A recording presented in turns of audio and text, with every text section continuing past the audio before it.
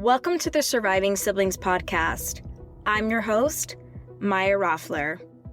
As a surviving sibling myself, I knew that I wanted to share my story, my brother's story.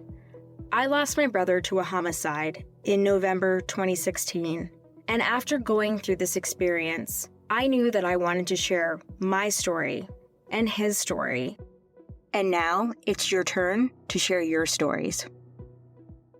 Today, I have two incredible women with me. I have LeAnn Sullivan with me, who's going to be sharing her story. But I also have Christine Rizzo, who is the executive director for, let me make sure I get this whole name in here, the Peggy and Paul Shevlin Family Foundation. So welcome, ladies, to the show. Excited to have you here. Thank you. Thank you for having us. Yeah, my pleasure. My pleasure. So we're going to connect a little bit later with Christine, but first we're going to dive in to LeAnn's story. So LeAnn lost her brother, Michael. So LeAnn, before we talk about the loss, tell us a little bit about you, Michael, your family dynamic, how it was growing up, so we can kind of understand your relationship. So, I'm the oldest, and my brother's 2 years younger than me. We have the same parents, and my parents divorced when I was 4. My mom, she had an addiction problem, so my dad took us, and we lived with him. I always felt like my brother's protector. So my dad, he was, he was in his 20s. He was young with 2 kids.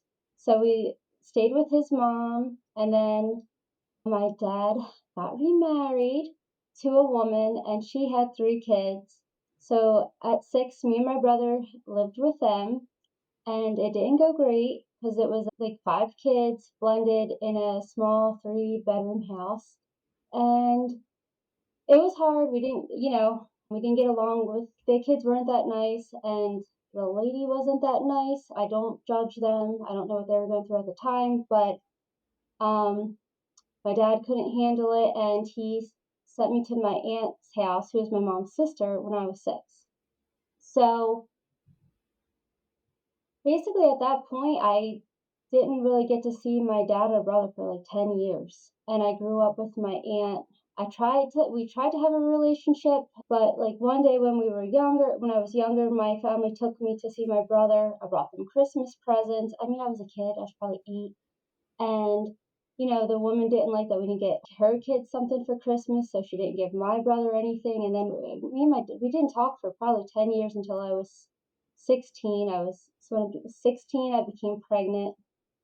And that's when I ended up moving back with my dad, who recently just got divorced from her. So it was me, my dad, and my brother in a 2-bedroom apartment.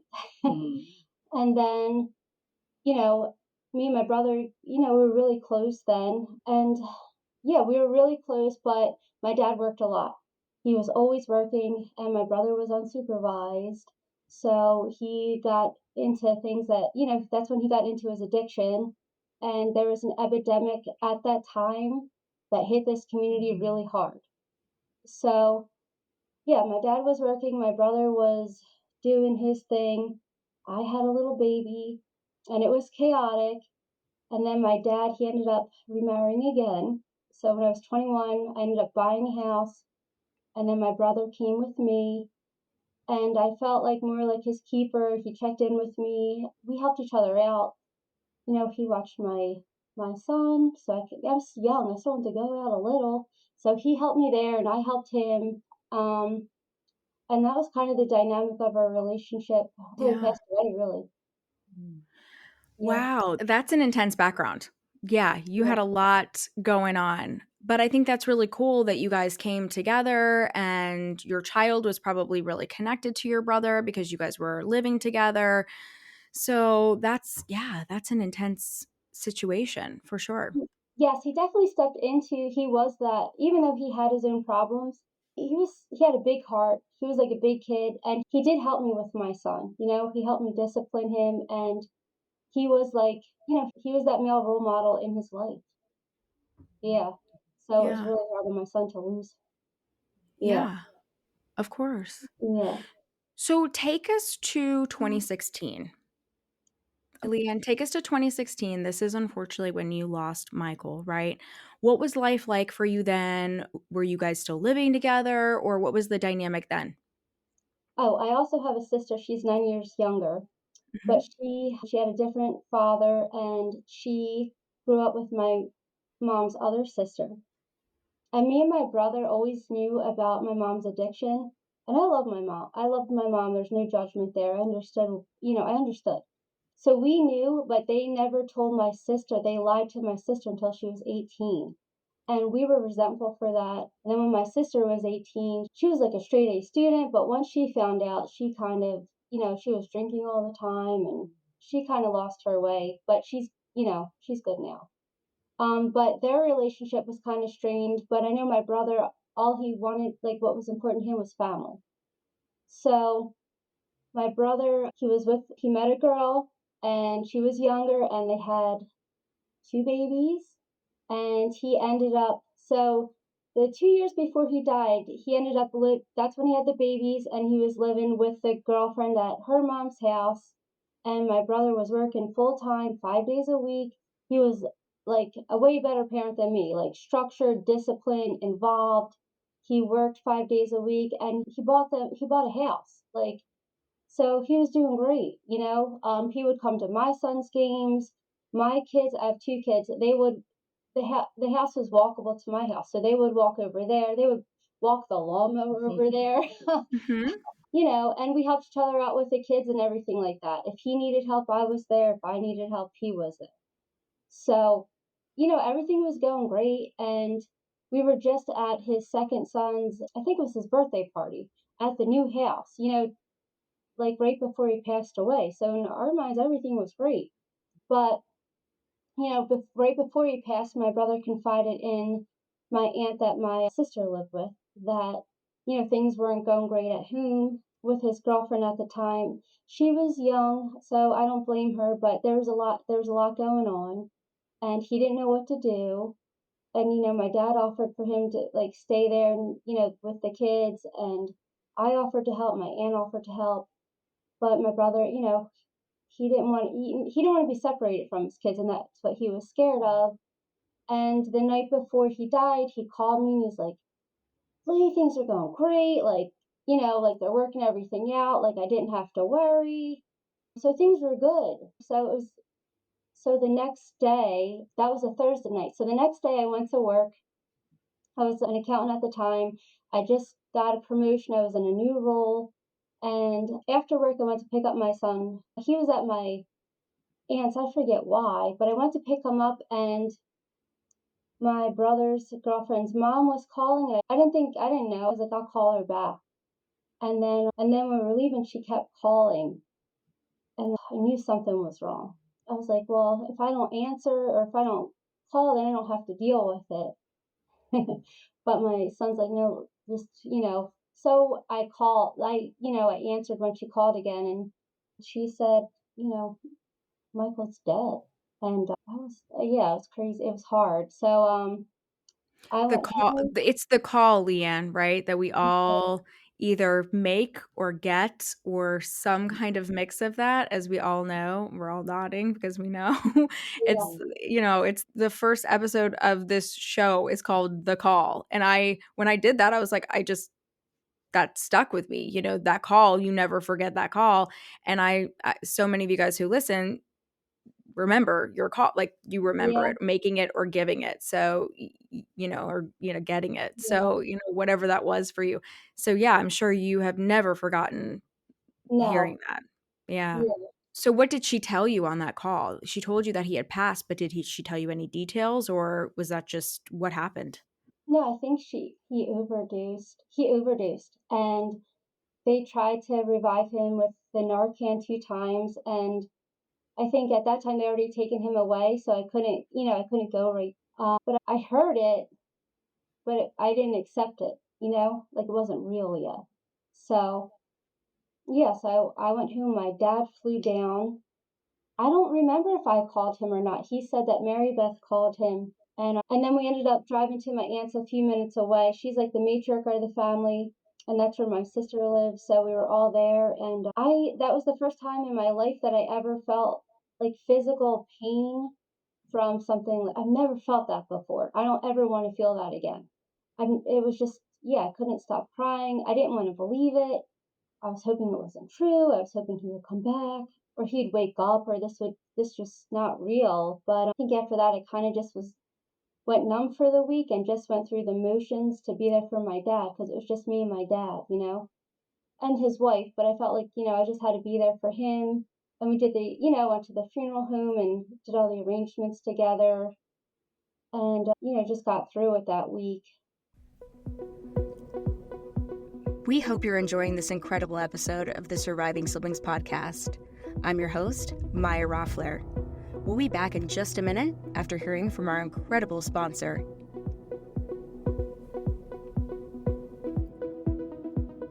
The Shevlin Family Foundation is a Delaware County, community-based, nonprofit organization whose mission is to lift individuals, families, and communities affected by substance use disorder. With support, education, and empowerment, they deserve to champion their own recovery journey. We envision a future where every person affected by substance use disorder is supported and empowered to thrive on their own personal journey of freedom, fulfillment, and sustained recovery. Please visit us at shevlinfamilyfoundation.org for more information and programs to support you and your loved ones. Yeah, I mean, it's such a wild time, after you get such a shocking call and shocking loss, and then you've got to do all of these things. I think it's so interesting as I've been having people like you on the show, LeAnn, and sharing their journeys. And, it's something that I reflected upon later. I was like, God, we're expected to do so much after a loss. It's like it's why a lot of us have prolonged grief or like we grieve later because it's like, oh my gosh, like we have to have family in and we have Yeah, to take care of funeral arrangements or a celebration of life or, if we're yeah, burying them or cremating them, like all these decisions when you're in such a fragile state.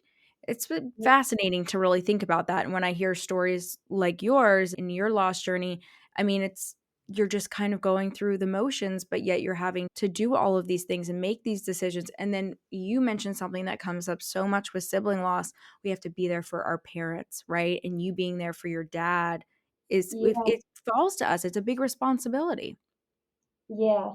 I remember at the funeral, I wish they would have done the cremation, but it was an open casket. So I just remember, like, I used to, like, torture my brother, like, funny, joking, like, in a joking way. And my dad he's like, oh, like, I don't know, like, just joke with him, try to get him up. Like, we were just hoping he would get up. It was crazy. Still wasn't real. Even though he's there, we're just, like, hoping he's going to wake up. Um, but, that was draining in itself that whole day. Like, I just going home after that, I was just completely drained. Yeah, that I think it's a weird thing when, the funeral is done or the celebration of life is done or whatever you choose to do as a family, and then you have to go back home. And then it's like, what next? Like the yeah, world is still spinning, life is still happening, but it's not for me anymore. And that's really difficult. yes. Yeah, because I identified I was a workaholic and, like, work was my entire life, and climbing that corporate ladder, you know, that's all I cared about at the time because I did have a child at 17, so I never wanted to be a statistic. I never wanted to be someone that relied on assistance. I just want to show people, like, I can do it, show my kids I can do it, and you could do it too. You just have to work for it, you know? You're still showing people. I love that, Christine. Yes, she definitely is. I can tell that already for sure. Just the short time I've known you, LeAnn. Yeah.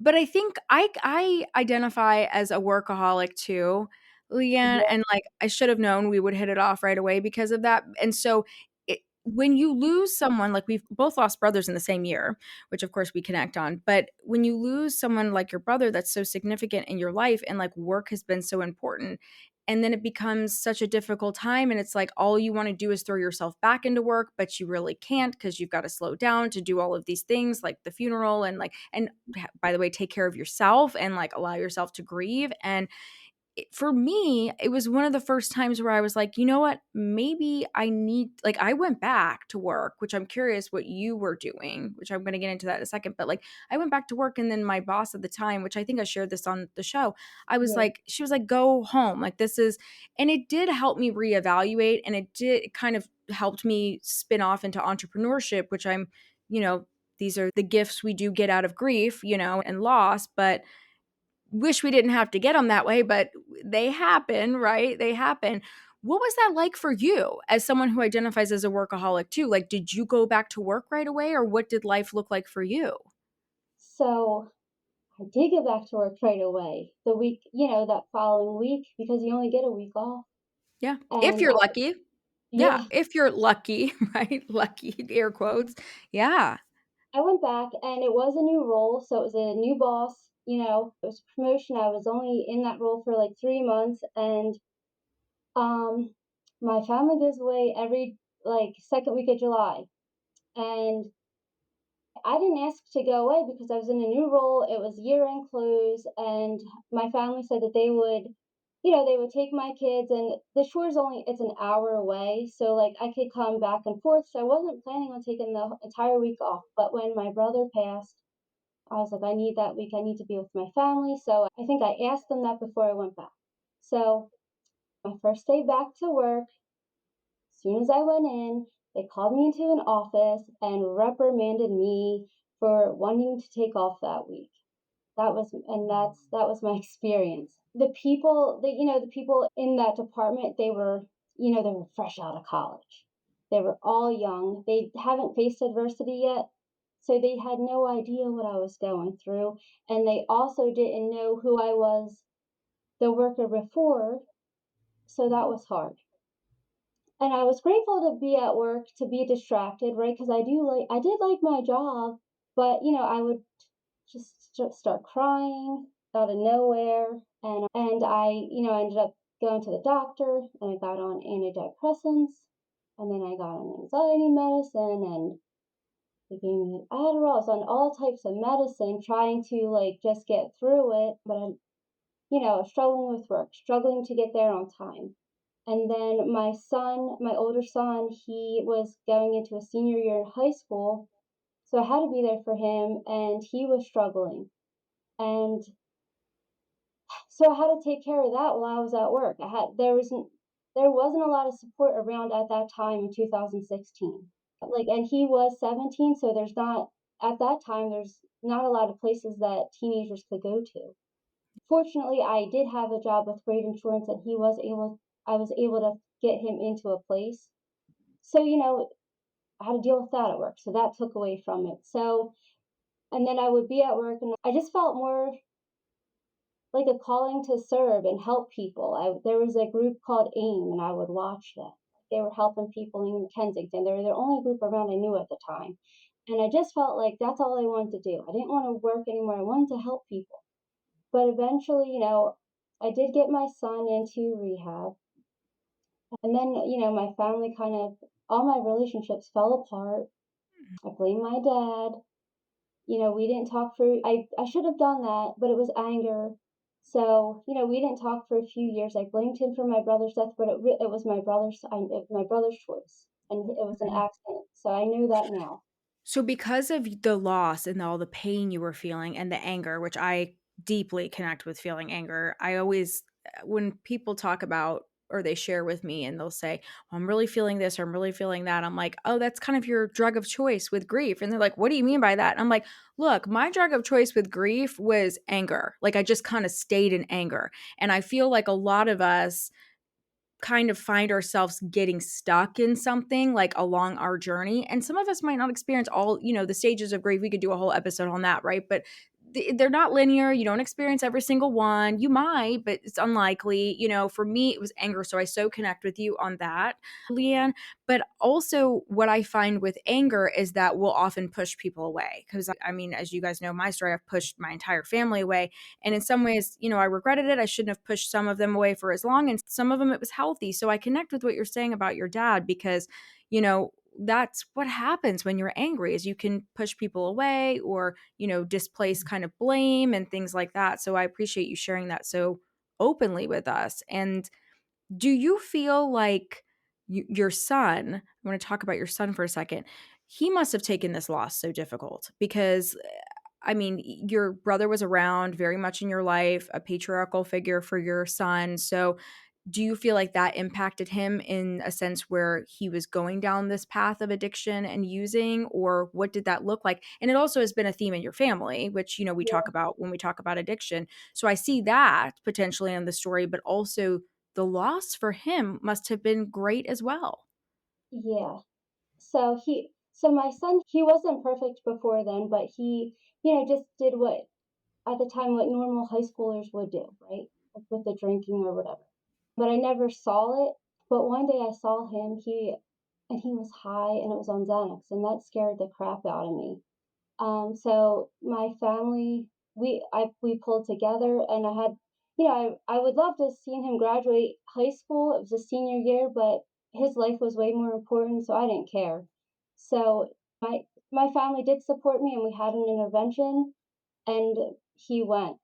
So that was supportive, but after those 30 days, he had to go to it was a recovery house, and they cost money, and I was a single mom, and I had a mortgage, and in my family, it was 2,000 a month, and my aunt and uncle who raised me, they paid the first like 2 months, and my son, he had them thinking he's good, he's great, he's gonna go back to their house and do everything that he's supposed to do.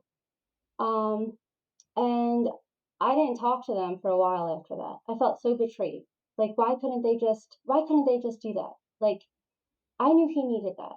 And I don't blame them. They don't, but that definitely put a wedge. And they were the closest people to me in my entire life. Mhm. So that was really hard. Yeah, but it is what it is. Yeah. Um, Well, but I no, think it's interesting how these are like the secondary losses and the secondary things that happen as a result of a major family loss, like your brother, right? And so I appreciate you sharing so openly about that because a lot of you guys listening ask about what happens with kids, right? And so I appreciate you sharing that because that's a big question that comes up. And so when folks come on and they have children and they knew your sibling, right? Like that's a whole dynamic that comes up a lot. And, I don't have children and my brother wasn't alive when my, nephews were alive. And so like we didn't have that dynamic. So I always appreciate when you guys come on and you share openly because it does affect the children, right? When they've had those relationships and they see mom or dad, depending on, who's had the loss. It's a lot. It's a lot. And it ripples throughout the family. LeAnn, I want to go back and then go forward to your healing. I want to okay. talk a little bit about Michael because what's interesting to me about your story is that the night before this happened, he was feeling very hopeful. This is a story we've heard before too, right? And this can happen. He was feeling hopeful, he was feeling optimistic. You were feeling good as his sister, right, about that conversation. So tell us, were you totally caught off guard by this? Like, and had you thought he had been clean from using, or like, where did your mind go with all of that? Did you discover that maybe he hadn't been clean for a while?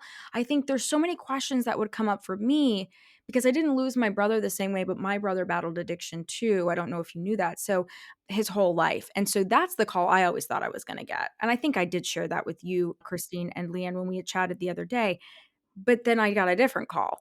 But for me, I was always trying to gauge if my brother was clean or if he had been using. And there were, like you guys know this better than me, there's a lot of peaks and valleys in the journey where sometimes they're doing really well and they're not using. And then sometimes you take one look or have one phone call and you're like, this has gone off the deep end again. That was my personal experience. So I'm just kind of curious, LeAnn, if you could kind of share with us, like, because that's such a shift and so surprising, right, to get that call after that. It was a shock. Because he was clean for 5 years to my knowledge. Well, I thought he was. And we were together a lot because, you know, like he was at my son's baseball games, and we had, his kids' birthday parties and communion, like, or baptisms. There's so much going on. We were together all the time doing family stuff. And he just bought a house and he worked all the time. And he was really such a good dad. So it was really shocking. It was. But when I did talk to him that night, he said everything was going good and everything was going great. And I was taking Adderall at the time prescribed, and his girlfriend was too. And he asked if she could have one tomorrow, whatever.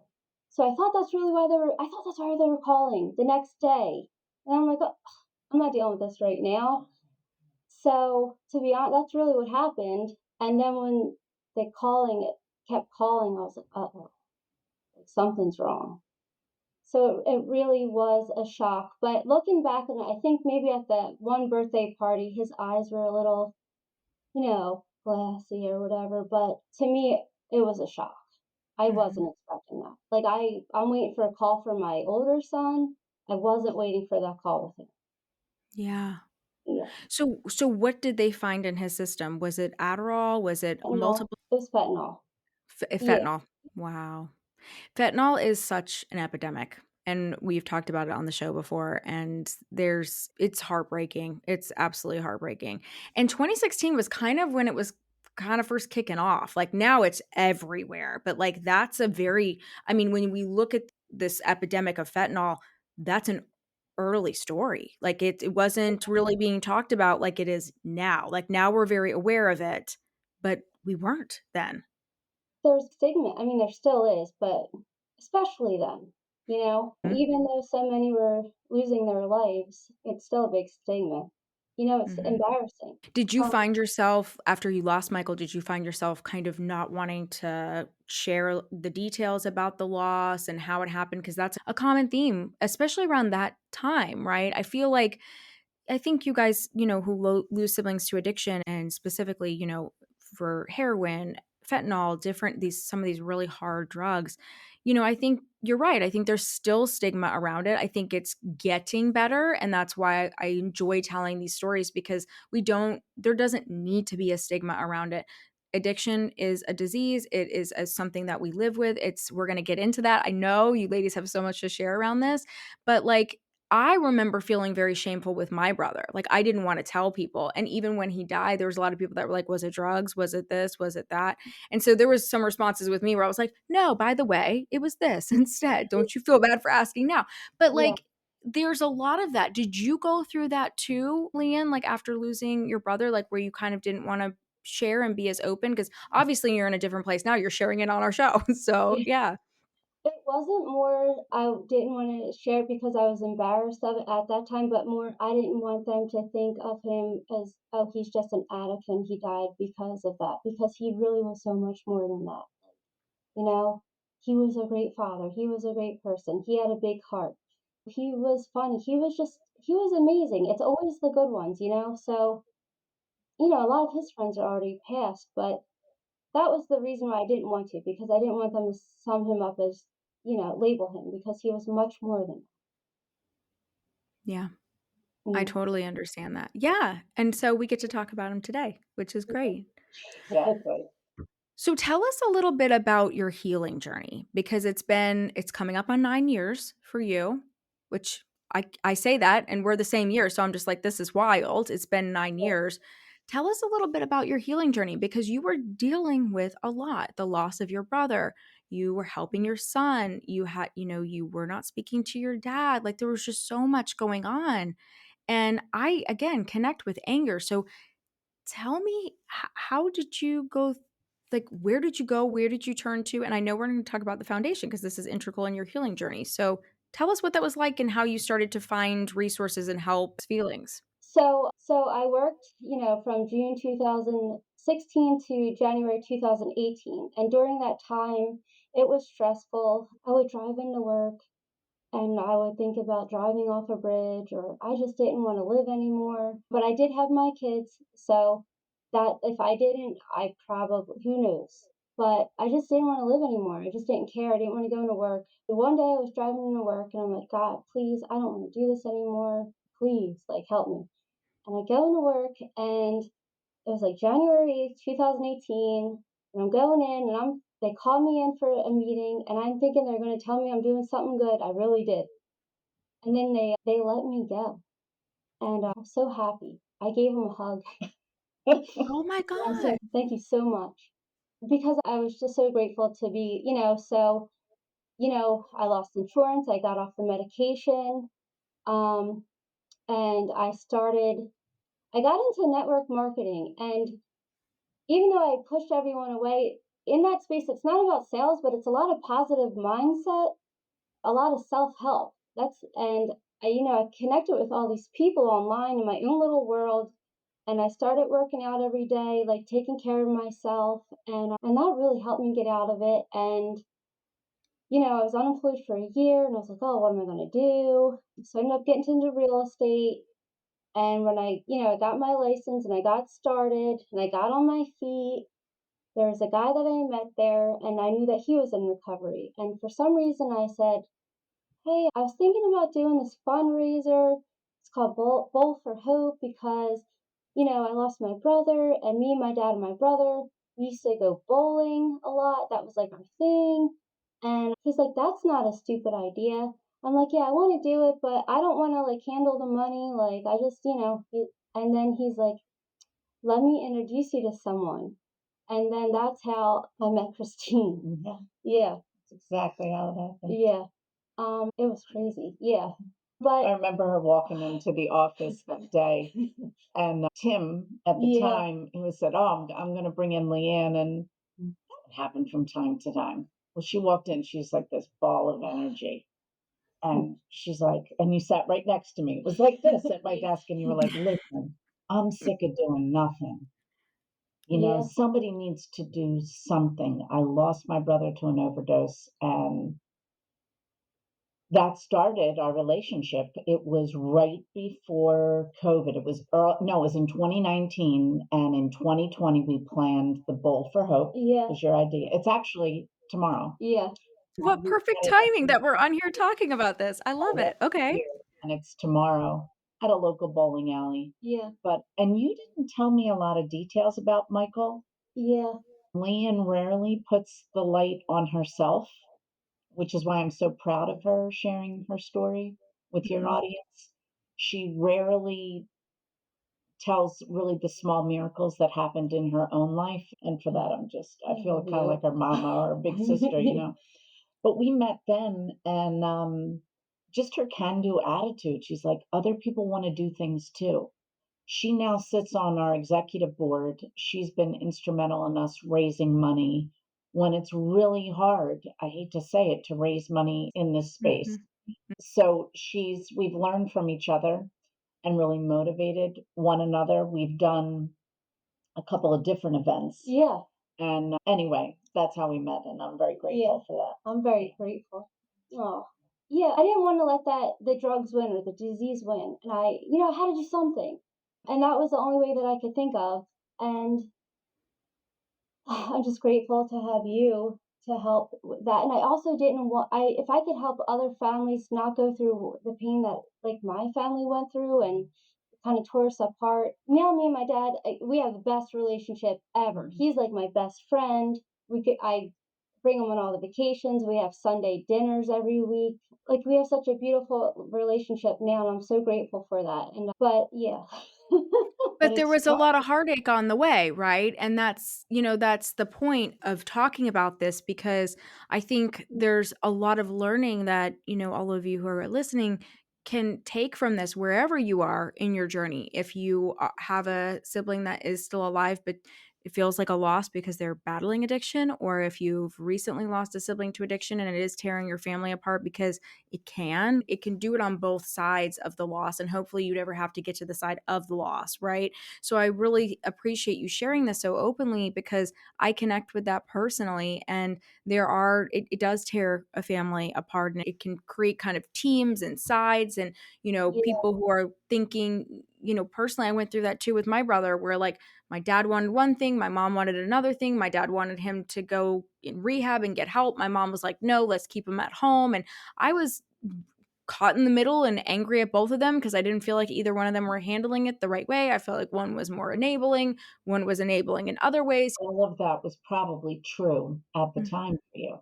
In other yeah. words, your parents were acting in what they thought, was the best interest.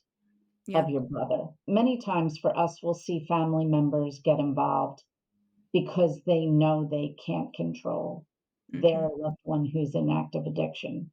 And they've learned that maybe the hard way, right? Through enabling or going into counseling or being part of groups. So many times families will just come and get connected with us because they're like, at least I can do this. I can't Yeah. help my son or my daughter, but I can help the people that want the help right now, which Yeah. is critical. Yeah. That ends up being a path of healing, whether your loved one is in active addiction or has passed. It can actually be a real path of healing. Well, it was for you, LeAnn, because, unfortunately lost Michael, but you going and chatting with this guy and then you get connected to Christine, you were like, I want to do something. Like, we loved bowling. This is something Yeah. that reminds me of being like, this is happy times in your family, right? So I want Yeah. to do that. And I think it is such a beautiful thing. And we hear so much from you guys who listen that you want to do something to honor your sibling, or you want to do something to give back to the community that is struggling whatever way you lost your sibling. Of course, today we're talking about addiction. And I think that's wonderful. And I think it can be really fulfilling, to your Yeah. point, Christine, on the healing journey, wherever you are, if that sibling or loved one is estranged because they're in active addiction, or if unfortunately you have lost them, giving back to the community and helping others, it's so healing. I can speak from experience on that. It's so helpful on your healing journey. I mean, LeAnn, once you got involved in the community, and then I want to make sure we talk about the foundation, Christine, but LeAnn, when you got involved and you put together this event with this incredible group, was that a turning point in your healing journey for you? How did that feel for you? Um, it helped me turn pain into purpose, and it helped me find my people because no one else could relate to any of this or knew. Hmm. I had my family. I love them. They're dysfunctional. I didn't really have anybody that could relate to anything. So to meet Christine and then like not just her but the community. I don't know how to describe it, but every time you're around, like you're together, it just feels good.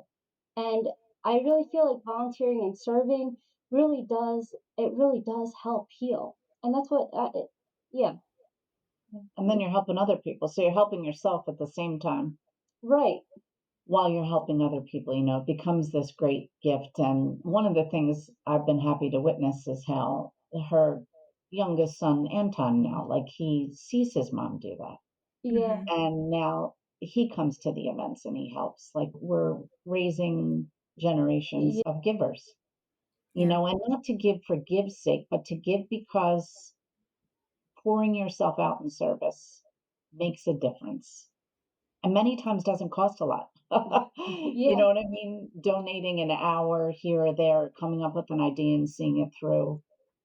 It's a gift to us, Yeah. but I know that it really impacts our community when you have someone like LeAnn who's dedicated and wants to make a difference. I mean, Yeah. Maya, that's what you're doing. Yeah, You're exactly. for the people in this community because Yeah. I mean, You have your people. there isn't a Right. space for that right now. So, because you do feel alone when you're going through that. So, like, thank you for providing that space for people. Yeah, I mean, my pleasure, and it has been wonderful. It's interesting because I wanted to see if that was a turning point for you, and it's definitely sounds like it, LeAnn. I mean, it's such a beautiful relationship that the two of you have in the community, and it was for me too, because I didn't tell my story as tell on the show. It took me 5 years for many reasons, right? Legal, emotional, all these different. But when I finally did it, a lot of my friends were like, was it cathartic? Was it like great? Like, how did it feel? And I'm like, There's not one word to describe it. But I remembered finally sitting with a girlfriend that I really trusted. And she was like, how has this been for you? Like, telling this and doing this and like, all this interest. And the only way I knew how to describe it, I was like, it's like I've been carrying around all this luggage on my own, no one to help me, no one to check my bag in at the airport, no one to. And she was like listening to my analogy and she's like, and I said, and then finally I told the story and I started connecting with people who actually understood what I have gone through.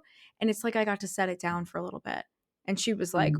whoa, I really get that. And I was like, I've never said that or thought that. It just is what came out of me because I felt so comfortable with her because she had Yeah. been through significant loss too. And there's beauty that happens when you're exchanging with people who really get you. And I see that between the two of you too. And I think that's really great. Yeah. It's so healing to be around people who understand what you're going through and to be able to help them. And I think it's so important. So tell us a little more about the actual foundation because Christine, you're the executive director, but this is your family's foundation. Right. My parents, Peggy and Paul, they Yeah. back in 20, so we'll be 10 years old actually this fall in October. So that's, which I can't Happy believe. anniversary. So they wanted to make a difference in the community, the oldest of seven. And I connect with you on that level, being the Mhm. oldest and the roles that we've had in our families. I have three brothers that have struggled with addiction. And I like to say there's those that are afflicted and then those that are affected. And my three, I have five brothers altogether. Three of them struggled at different points in their life, all different drug of choice, very different recovery journeys. But my parents were able to help them, support them, get them into recovery, housing, etc. And they were just very concerned about those who are financially vulnerable. So what happens to the people that come out of treatment and have nowhere to go? Or more importantly, have no family support, and many times for good reasons, right? Get your act together, get back into treatment. When you're clean a year, call me back. So that's how the foundation started. Right now, the foundation has really two pillars. First of all, we say that our mission is all about lifting people. So it's lifting individuals, families, and communities. We want to give them the support they need. We want to give them resources, either ourselves or connect them to them, and then really empower them to heal because it's all about recovery, whether you're afflicted with the disease of addiction or you're affected by it. So families and individuals, and then building that community. The early recovery folks, they've spent 30 days in treatment, they're coming out, they have no money, no family, no resources. We step in and we bridge the gap. We'll help with housing scholarships to recovery homes that we work with, that we know, that we trust. We have shelf stable and fresh food that they can have during those really vulnerable weeks coming out of treatment. Clothing, replacing IDs. You think this is a little thing, but if you don't have an ID, you can't sign up for food stamps, you can't get a job. So, and no one else pays for that. If you don't Mhm. have the money, it's a big obstacle. And then hygiene items. Hygiene items. You would think for guys, is this a big deal? It's a big deal. So we have a hygiene and a food closet. We serve in person on Wednesdays and we hope to extend that. And then the other part, the other pillar is taking care of families, walking with them when their loved ones won't get the attention that they need, the medical attention, helping them make better decisions, connecting them with resources so that they're not enabling or they're figuring out how to love their loved one rightly, is what I say, because everyone is different. And then walking with bereaved families. So it was actually LeAnn's idea many years ago to have a Mother's Day brunch. I love it. I Moms love it. lost their son or daughter to addiction. Yeah. And I kept saying, LeAnn, like, there's two of us. How are we ever going to do this? And then she called me, Mhm. this is 2 years ago. We are doing the lunch in the show. It's like, okay, if LeAnn thinks we can do it, we can do it. Yeah. And we're actually going to have our third luncheon this May. That's built community. It's put mothers and sisters, Yeah. right? You and other females in your family have come. And it's this little sub community that gets this care and love and concern from us. And it's not really a fundraiser, but I can't express how deeply just connecting these women has Mhm. become. Well, because you're doing this on a much bigger scale. And the connections that we've made with them, It's like it's beautiful. best friends for life. Yeah. Again, because we get it. You know what I mean? There's this power that's there in community. Now, I lost a brother just a couple months ago, and I've had Yeah. addiction in my family for many years. So I'm going to, you know, understand a little bit better and different this year. But even before this year, I saw what happened at the tables and the love that was shared and the tears. But I also saw the laughs. I saw the ideas, right? There was a woman that was working in Kensington. There was another woman who was networking in recovery homes and sharing, her journey with her son that she lost. I was like, there is magic happening in this room. And LeAnn was really the start of that. You plant a little seed, and when it's the right community and you get each other and then others join in on that, really good things happen. It's going to grow and bloom, right? After you plant it, and then it's going to grow and bloom. I love that. I think that is so special. And I love that you guys are going to do that again and continue to do it. Sounds like after the pandemic, you were able to kind of start this and now it's going to Oh, yeah. continue on. But I imagine it's so healing because, like you said, Christine, like, you're hearing about how they're getting involved in the community, even outside of maybe what you guys are doing and giving back. But also, I just, of course, my empathetic heart thinks right away, I'm like, yes, these mothers that maybe they lost their only child, or maybe they have difficulty on Mother's Day because maybe they have surviving children, but it's a difficult thing. So They've maybe lost coming 2 with their children, surviving. multiple children, right. Warriors. We Yeah. have an overdose awareness walk in August on Overdose Awareness Day. And that, again, through another person in our community who got to meet LeAnn and met with me, like now they've asked us to take over that walk. So we go to that now, and those numbers have grown. And again, these aren't people that we're talking to every day, but they're like, you're saying my son's name out Mhm. loud once a year. And what dignity there is in that, in hearing that name. Do you remember what happened last year? We said at the end, and we have all different people say the names out loud. And I got up at the very end and I said, is there anyone else's name that hasn't been said out loud? I have goosebumps right now. Yeah. And people started screaming out their Oh. siblings or their children's Yeah. name. And you know what? There's such beauty in that. You're not alone. No one has to Yeah. be out there suffering on their own. With Mhm. platforms like yours and what we're doing in our community, people need to heal through togetherness and community, not isolation, not the shame that comes from addiction or death in Yeah. general, right? Mhm. But the mourning, scripture says, there will be dancing. The mourning will be turned into dancing. And although that sounds ridiculous, I've seen that happen in Yes. our work with the people that we serve. Yeah, I love that you mentioned that because recently I was chatting with another gal who her foundation focuses on homicide. It's a little different, right? But loss is loss. We know this. And she wrote something really long and she was talking about how she feels like some organizations don't look at the life and the happiness. And some people were really confused by what she was saying, but I totally got it because that's our mission here is to dig deep, to look at the pain, to actually to share it in a raw version and share it openly. But then how do we find hope and how do we laugh again and how do we enjoy life again in that honoring? And so I really love that you shared that, Christine, because I got what she was saying. I totally get what you're saying because it does sound silly, especially to someone really newly bereaved. They're like, I can't even get out of bed. What are you talking about? But that is why community is so important. And whenever I get asked a question from folks like, if you could go back in time, what would you share with like your earlier self with grief? Community. I was Yeah. alone. I was alone. And part of that has to do with, pandemic happening. Also, me thinking like, oh, no one's going to understand losing a brother like this. Nobody's going to.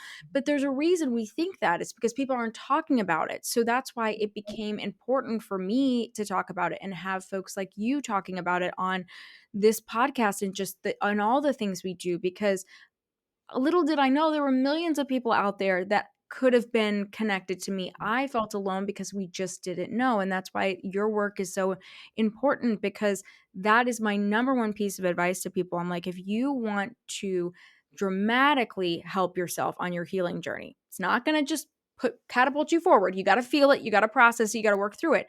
But if you want to help yourself on this journey and help yourself pick yourself up, surround yourself with people who understand and are going to support you. And that's why foundations like yours are so important because that's where you can find the community. to do Thank that for you. yourself. It's so important. I got a call yesterday. You were connected with our loved one. They died in recovery. It was a sudden death, but they died in recovery for many years.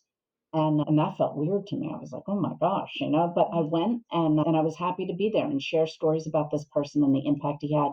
Well, his son called me yesterday. I didn't share this with you yet. And he's like, hey, I'm getting 70 people together to play golf next month. And we would love for the proceeds that we raise that day to go to your work. Oh my Now, gosh. that was like so beautiful. He's like, well, I don't want to just have people Venmo me money. He's like, no, we want to raise some money so that you can continue to do the good that you're doing. And we want to have fun at the same time and honor my dad. So I just thought that was so beautiful. It takes very little work on my end, right? But they're so happy to be connected with us.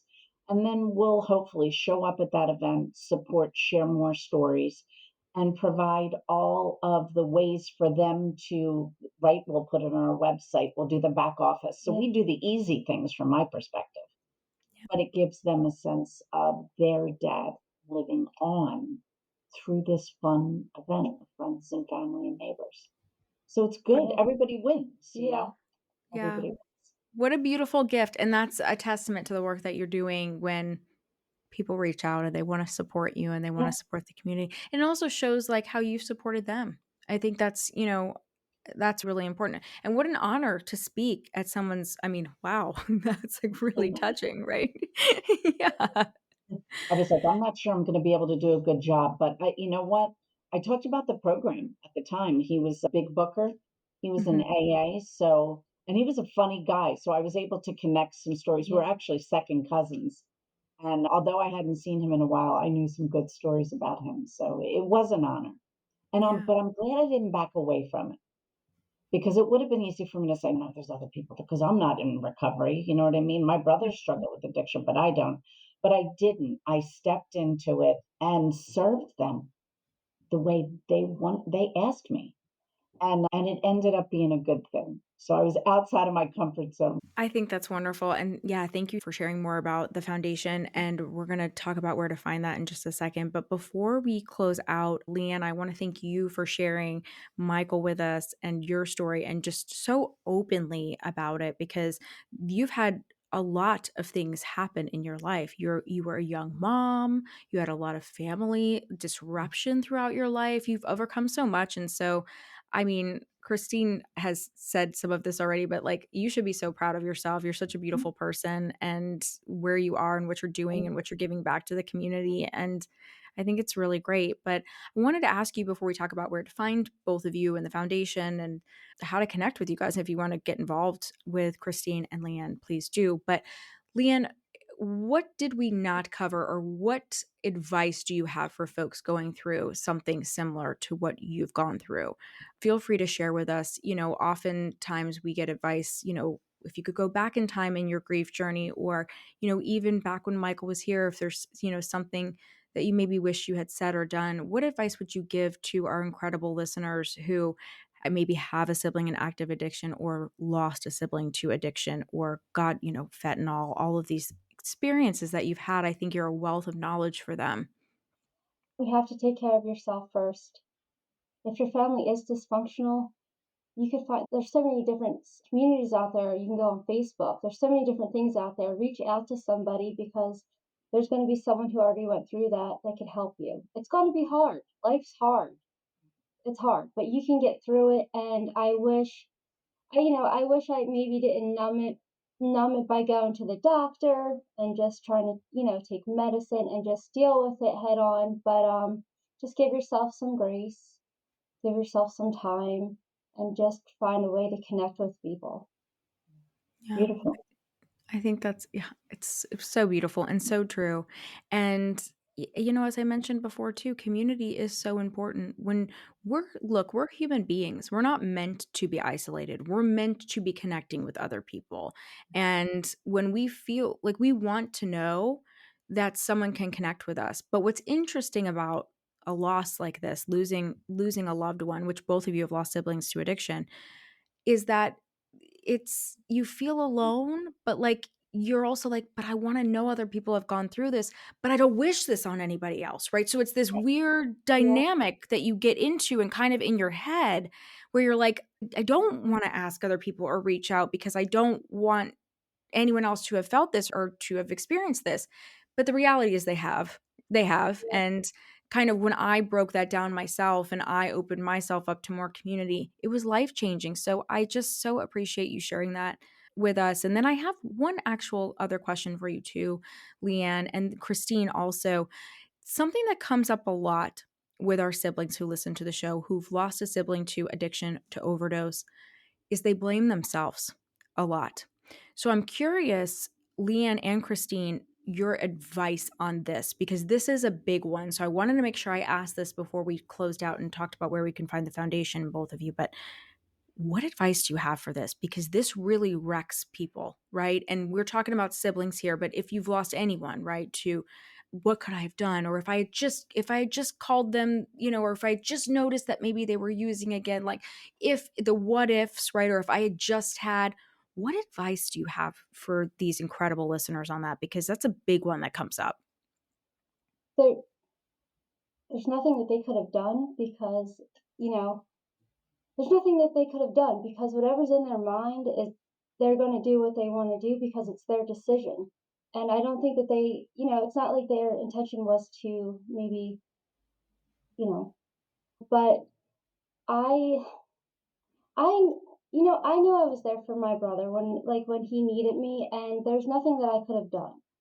I didn't know. I didn't know, and I think I'm so sorry. And I think the best advice is it's not your fault. It's not your fault, and talk to people if you feel like that. Talk to a doctor. Go talk to a therapist. Work it out. Just work it out until you're at peace with it. I think in the program, all that is true. In the program, they say, you didn't cause it, you can't control it, you can't cure it. And addiction is an insidious disease. It causes behaviors that are so dangerous to themselves and to others. And I think we do tend to sit back and say, I should have done something, I could have done. In the end, you have to love your loved one in a way that helps them be supported and encouraged, and let them know that you love them unconditionally, that you want to be there for them if they're ready to make a change, if they're willing to make a change, and that it doesn't matter. Anytime, any day, you can call me, I can connect you. I love you no matter what. And when you do that, when you live your life that way, you realize you can control very little in your life. So love bravely and be there so that people feel comfortable enough to come to you or connect them to resources, and live in the light that your sibling wants you to live in, Yes. which is their memory, right? That the good, you said your brother was so much more than his addiction. Right. Well, how about we focus on that, the good Right. that happened? And that's where I think we can really make a difference and let them live through me, through Yes. you, through your children, and even through, right, your parents. All of that is possible. Live for them. Live for them because they're no longer here. That gets me through it. You're here. God has you here for a reason, and just live the best day you can for them because they're not here, but you're here. They live in you, is how I say it. I could not agree anymore. That You're was a one of major our shift. people now. I know. That was a shift for me. That was a shift for me. It took me a couple years though, guys. It took me a couple years, and there were many factors as to why, but many years. And then there was a shift. It was about 4 or 5 years in, right before I produced the first season. And I said, actually, I have a huge responsibility. I have to live for him and for me now. Yeah. And it was like something flipped in me, and it can happen at any time for you. And it's a gift that I hope a lot of our listeners get out of this episode, because I think I had someone tell me the other day, they're like, doesn't that feel like a lot of pressure? I said, no, it feels like an honor. So, yes.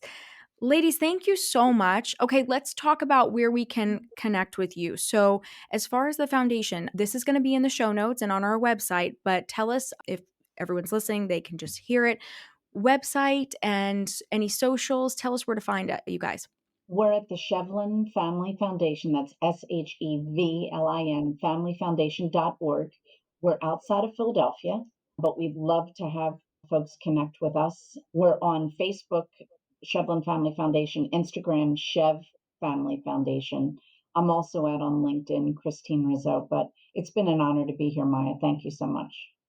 Thank you so much for being LeAnn here. is a killer real estate agent in our area. So Yes, you yes. can I love that in the story too, that you kind of shifted and came into your own and now you're this incredible saleswoman. Like I love that you did network marketing and you're in real estate. So tell us where we can connect with you on social or where people can reach out to you. They connect with your story. I'm on Facebook, LeAnn Sullivan, LeAnn Sullivan. I'm on Instagram as Delcos Realtor, which is DELCOSREALTOR. They're the two primary places that they can connect. And if you ever want to talk about anything, please feel free to contact me. I'm always here to talk. And this will be in the show notes too. So all you guys need to do is just click below and you can visit the foundation. You can connect with LeAnn, connect with Christine. Thank you both for being here. It was a pleasure. Thank you so much for listening to the Surviving Siblings podcast. If you enjoyed this episode as much as I did creating it for you, then share it on your chosen social media platform. And don't forget to tag us at Surviving Siblings Podcast so that more surviving siblings can find us. Remember to rate, review, and subscribe to the podcast. And don't forget to follow us on all social media platforms. We're on Instagram, Twitter, and TikTok at Surviving Siblings Podcast. All links can be found in the show notes, so be sure to check those out too. Thank you again for the support.